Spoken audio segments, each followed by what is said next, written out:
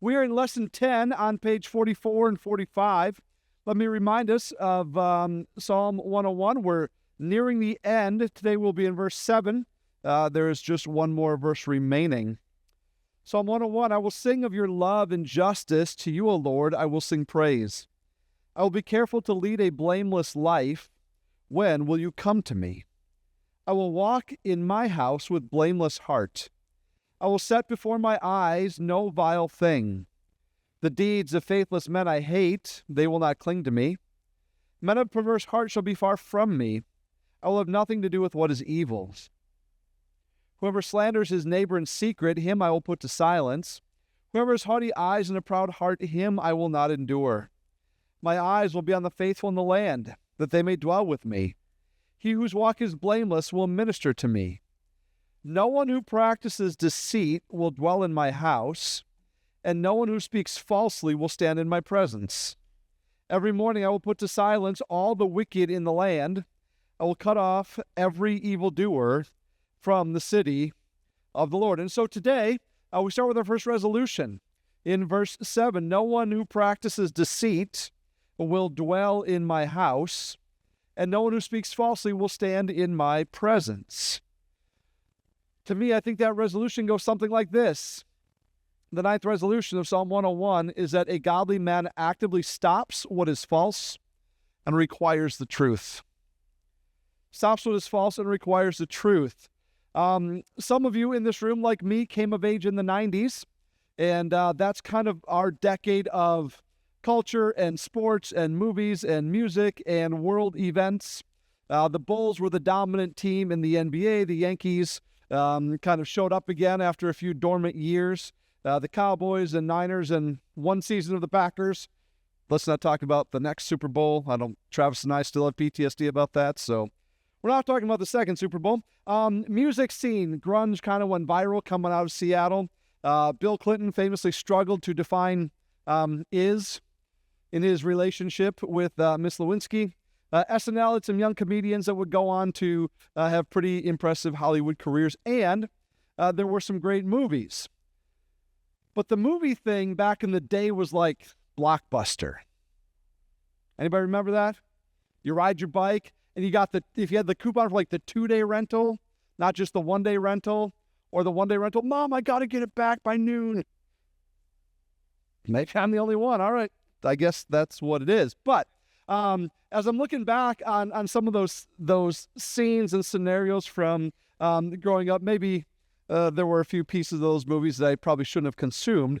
But there are a couple of movies that stand up, at least for me, as kind of like pinnacle movies of that era. And if I come across them on TV, I'll watch them and quote most of them.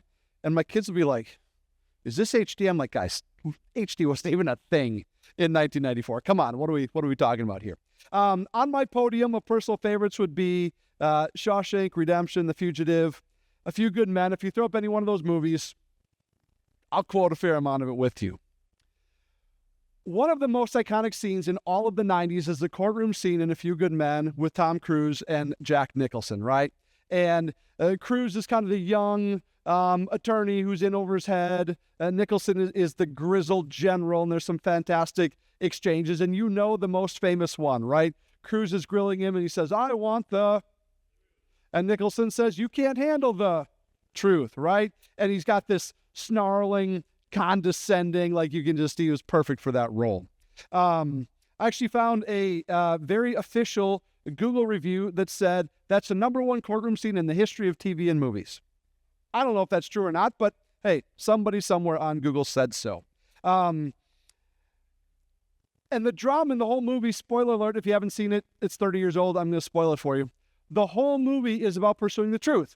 Did Colonel Jessup order the code red, or did he not? And of course, we find out that he did. The truth matters in court. The truth matters when you're under oath. And according to David, in Psalm 101, the truth matters for all of life. In the New Testament, in 1 Timothy 3 and in Titus chapter 1, Paul provides us with a list of kind of qualifications, if you will, for men who are to be considered for leadership positions in the church. And while these requirements are for those who lead. I don't think they're just for leaders. I actually think this is a really good kind of litmus test for manhood that we are pursuing that honors God in every way. These are high standards in our personal lives, high standards in our families, and of course, high standards in our service for God. And what's kind of interesting is when you put these lists together, there's a lot of overlap between them, is that these are primarily about personal character. They're about family leadership. In other words, the man who has it essentially right in private and how he leads his family behind closed doors is really the benchmark for leadership in the church. And we'll read them in just a minute, but it's interesting that nowhere on here does it say anything about like public speaking gifts. Nowhere in here does it say like visionary leadership. Nowhere in here does it say fundraising. Nowhere in here does it say humor in a message. Some of us are really glad about that. Nowhere does it say witty alliterations in an outline that all start with P, right? Those things don't exist. But the character pieces are really the foundation, and I'll get to why in just a minute.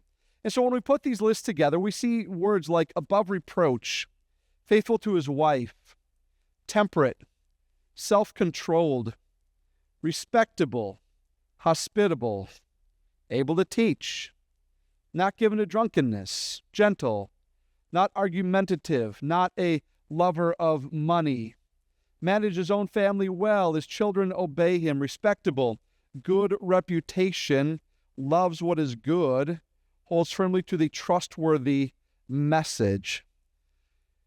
If I had to summarize these lists in the New Testament in Paul's writings, I think I would say something like this. The godly man loves and lives the truth, right? Loves and lives the truth, above reproach, faithful to his wife, temperate, self-controlled. All those things are around loving the truth and living the truth. The truth permeates every aspect of his life, his integrity, his marriage, his parenting, his business, his work, his community, his church, and so on. And here's the truth of the matter, guys. When you love and live the truth, you must necessarily reject what is deceitful and false. Sorry, those blanks aren't very big. I should have given you a little bit more room on the bottom of the page. That you reject what is deceitful and what is false. So how do we do this? How do we do this like in our own lives, in our own homes, where it starts first? And the answer, unsurprisingly, guys, it starts with me. It starts with me. Hasn't that been kind of our whole study so far? It starts with me. You and I cannot demand truth from someone else if we're not willing to live and lead in the truth ourselves. We can't be mad at our wives for hiding how the money was spent when we're hiding what we look at online. We can't demand that our kids tell the truth when we fudge and cut corners at the office, right? It's got to start with us. And I think that starts with truth in our words. Truth in our words. We speak only what is true. We believe only what is true. Of course, that's going to carry over into integrity and truth in our actions. And really, I think the idea of integrity here is that our words and actions match. And when they do, when we live in integrity, those relationships closest to us can flourish. When our words and actions don't match, our closest relationships will crumble, and generally, they crumble from the inside out. It crumbles at home well before anybody sees it outside of your home. We've got to get these things right. Our marriage, our kids, extended family, it spills outward. Hypocrisy is a dangerous word. Hypocrisy is when our words and our actions don't match. And there's no quicker relational sabotage than hypocrisy. When your words don't match your actions, when you don't follow through on what you've said, when you try to lie and skirt your way around and justify where you've fallen short or where you've dropped the ball, it just undercuts everything in those most important relationships. Guys, we must require truth in our homes. We must require truth in our homes. It's our responsibility to enforce the truth standard in our home. It's our responsibility to require it in our own lives. It's our responsibility to enforce the truth standard when it comes to our kids. Do you know why I believe in original sin besides the fact that I've read Genesis 3? I believe in original sin because I have kids. Because I have kids. Those of you with kids in your home, or once upon a time you did, what are the two words you do not need to teach a 2-year-old? No and mine. You don't have to teach them that. We're born selfish. We're born entitled. We're born arrogant, thinking that the world ought to revolve around us. Do you know what else you don't have to teach a kid? To lie. You don't have to teach a child to lie.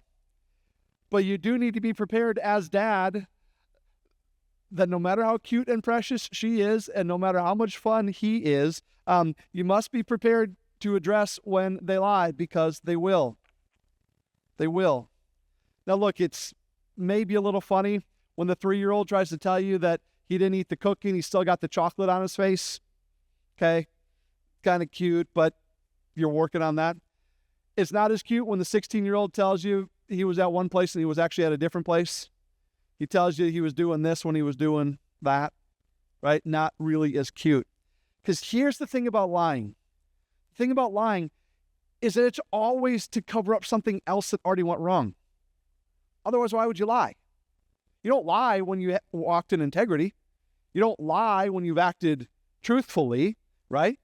Did you eat that cookie you weren't allowed to eat? No. Well, the lie was the second piece of that situation. Oh, were you drinking before driving tonight? No, officer, I wasn't. Did you hit your brother? No. Did you finish your homework? Yeah. The lying always is on top of the previous situation. So, dads, if you have kids at home, this is a non-negotiable. Lying is a really big deal. Now, that doesn't mean you lose your cool. Doesn't mean you overreact. Doesn't mean we intimidate our kids. But it does mean that lying is the escalator clause when it comes to behavior and when it comes to discipline. I am convinced that as dads, we must understand that lying escalates the discipline for the one who lied.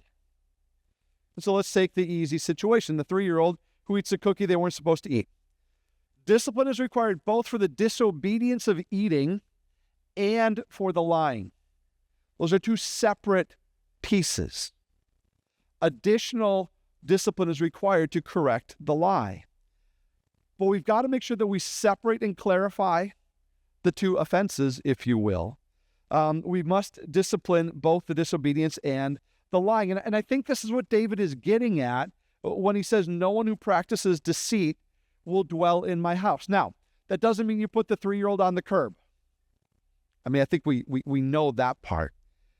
But it does mean that we address lying and deceit at any age for anyone in our homes, including ourselves. And while I can't give you a one-size-fits-all, at 4 years old, this is what you do, and at 8 years old, this is what you do, that's probably a different conversation. What I'm providing for us, Dad, is a reminder that we are required to have the backbone and we are required to have the fortitude to enforce truth in our homes and to correct lying and deceit when it shows up, because that is a habit that can sabotage someone's life. It's our responsibility as dads, as husbands, to not allow that to go unchecked and to not allow that to flourish. We've got to make sure that when our children tell a lie, we address it. That could be to mom or dad or sibling or coach or teacher or grandma or babysitter or neighbor or whatever it might be. That gets addressed no matter what. And part of the process of discipline, I believe, as it relates to lying, is specifically a confession to the person you lied to. So let me give you an example. I grew up in Tosa near 84th and Blue Mound, for those of you that are aware of this area. And back then, we had the Ravenswood Pharmacy. How many of you know, where's Mark? Mark and I grew up kind of close. The Ravenswood Pharmacy, right? We probably went there together. Who knows? The pharmacy was great. So they had like the fountain in the back. My grandma would take us for like grilled cheese and chocolate milkshakes and all that was great. And one day when I was probably 8 or 9, and they had a great candy section. And they weren't dumb. They put all the candy right by the register. Well, 8 or 9-year-old Mike decided that the 5-finger discount was going to work, and that candy went straight in my pocket. And as I'm walking out, the lady says, "Son, is there anything in your pocket?" No, there isn't. Well, here's the bummer. The lady was best friends with my grandma. And I knew that, and I still lied to her. So in the block and a half or 2 blocks it took me to get back home, the gal had called my grandma, said, Tom and Sally, my parents, "Do you have Tom and Sally's number?" My grandma willingly gave the number. I think my mom knew before I got home what was in my pocket. And my mom rightly addressed both the stealing and the lying. So guess what we did? We walked right back to the pharmacy. And I had the warm chocolate in my pocket. A, she made me buy it. And B, she made me apologize, not just for the theft, but for the lying. And to this day, I'm really, really thankful that she did. Even though I hated that moment, that was the longest walk of my 8-year-old life. And it was really important. Now, I'm sure there was a consequence at home, but here's the thing. I don't actually remember what the consequence was at home. I remember the importance of making it right to the person that I had actually offended and lied to. Lying is a big deal, guys. We must not allow it to stand in our homes. The scripture is really clear about lying. It says quite a bit about our tongue and our words. In Proverbs 6, there are 6 things the Lord hates, including a lying tongue. Proverbs 12, truthful lips endure forever, but a lying tongue lasts only a moment. Guys, I'm convinced that repeated lying on our part actually reveals what's in our souls. When Jesus says, out of the overflow of the heart, the mouth speaks, I think lying's included in there. If lying is an easy part of our day and an easy part of our work and an easy part of how we interact with those around us, man, I think that reveals something that is deep down inside of us, and it should be concerning. This is not a guilt trip. This is a motivation to deal with that part of us that thinks lying is the best way forward. Colossians 3, do not lie to each other, since you have taken off your old self with its practices. Taken off your old self with its practices. John 8:44, Satan is a liar and the father of lies. It goes on to say that when he lies, he speaks his native language. When we lie, we are speaking Satan's native language. That's kind of stark. That kind of puts it right in the mirror in front of your face. Do we want to be those who are speaking Satan's native language? And we don't. Do we want that to be in our homes or in the places that we have influence? And clearly the answer is that we don't. So what's the flip side? The flip side is also telling the truth, right? Famously, Jesus said, you will know the truth and the truth will set you free. It sets you free because here's the thing. The first lie requires a second lie. The second lie requires a third lie. And the third lie requires a fourth lie. And all of a sudden you are spinning this tail, and you can't get out of it. I heard somebody say recently, if you tell the truth, you only have to remember one story. And oh, by the way, it's pretty easy to remember because you lived it. And those times I've been in a position, like I told you before, the line, like it catches up with you pretty quick. And when it does, it's always worse because I lied. If I'd have just told the lady the first time, oh yeah, sorry, well, my grandma wouldn't have been called. My mom wouldn't have been called. I wouldn't have had to march my way back there, and all of those dominoes wouldn't have fallen, right? There's freedom in the truth. There's freedom in the truth because you only have to remember one story. Ephesians 4:15, speaking the truth in love, we will grow to become in every way, in every respect, the mature body of him who is the head, that is Christ. Speaking the truth in love reflects Christ when we do it. It reflects Christ. And I think that's especially true when we have to say hard things that are, or true things that are difficult. And so I think we can be a little bit cautious that the truth still requires some tact. The truth still requires some gentleness. The truth still requires that we are aware of those around us. And so just because it's true doesn't mean it's kind. But we need to say true things kindly. We need to make sure that those false things are not coming from our lips. And we need to make sure that those false things do not stand in our homes where we have the most influence. That's true for us. It's true for spouses. It's true for kids. And then it works its way outward into the rest of the places where we live and work. And so what's our bottom line? Our bottom line is that the godly man chooses his words carefully, and requires those around him to always speak truthfully. Guys, I think this is a really big deal where we work as well. I didn't spend as much time on the application in a work environment, but this is true if you have a boss. This is true if you are a boss. This is true if you have coworkers.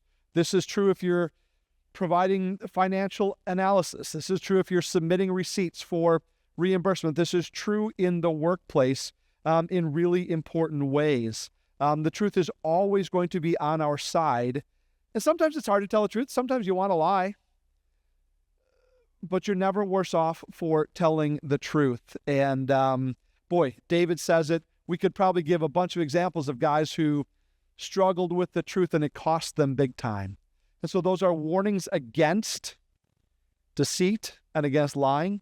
There's also this positive, I think, admonition that we are truth tellers and that we enforce the telling of the truth in our homes and in our workplaces because that really matters. And so the bottom line, man, we choose our words carefully and we require that we speak truthfully. And on page 47, we've got some questions here. And the person leading your small group today is the guy who has the most siblings. Ready, set, go.